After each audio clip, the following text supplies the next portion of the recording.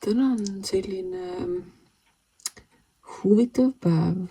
Ühest küljest sa pead ootama, et valmiks see, mida sa oled teinud.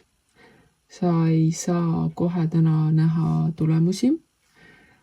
Teisest küljest sa pead otsustama, mida sa teed. Sul on valida kahe asja vahel ning need mõlemad on selles mõttes sama väärtusega, et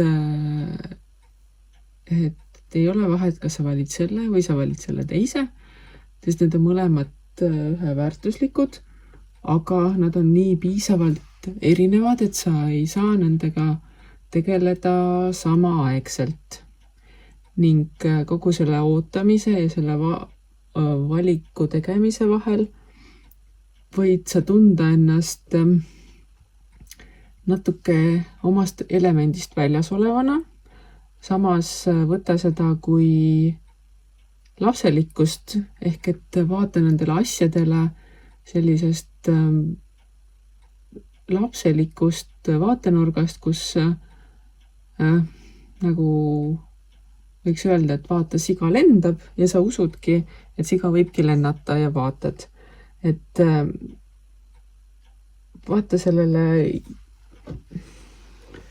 ilmale, millega sa teed otsuseid ning milles sa ootad tulemusi sellise lõbususega, sellise mitte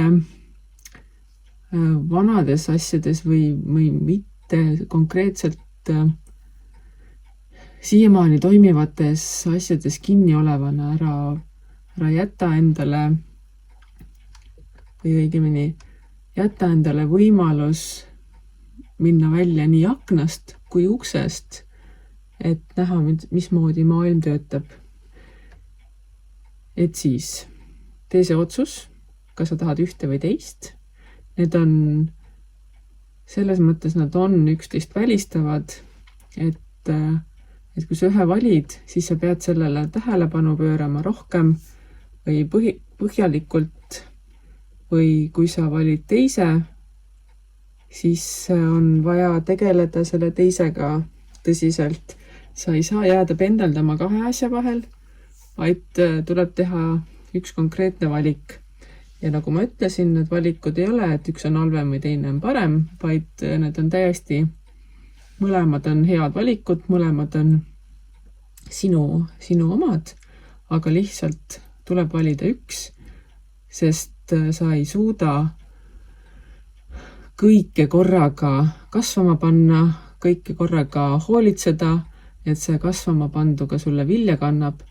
Nii et tee see otsus, vali ning hoolitse selle eest, ja sa kasvama panid, ning ära oota seda tulemust kohe praegu, vaid võta asja lõbuga, võta asja lapselikult, võta asja mõnuga ning siis vaatame, mis tulevik toob.